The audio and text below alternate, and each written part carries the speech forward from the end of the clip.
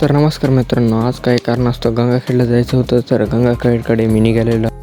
तर गंगाखेडला आल्यानंतर प्रथम योगेश्वर माध्यमिक विद्यालय या ठिकाणी आलो आहे मी, कारण इथं अलीकडचं जे फ्लॉट आहे ते आमच्या आजोबाचं आहे आणि तिथं काहीतरी कन्स्ट्रक्शन काम चालू होतं. त्याच्यामुळे आजोबा म्हणले आपण तिकडून जाऊन येऊ. मग तिथून आपण श्री छत्रपती शिवाजी महाराजांच्या पुतळ्याकडे आलो आहे आणि हा बघू शकतात की आपल्या गंगाखेडचा व्ह्यू.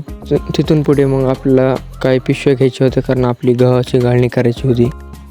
मग पिशव्या घेऊन आपण थेट शेतात आलो आहोत आणि शेतात बघू शकतात की गहू गाळण्याची मशीन सुद्धा आलेली आहे.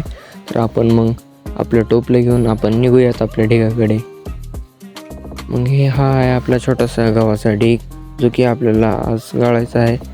मग आपण मशीन वगैरे चांगली लावून आपण गव्हाची गाळणी सुरू करूयातच.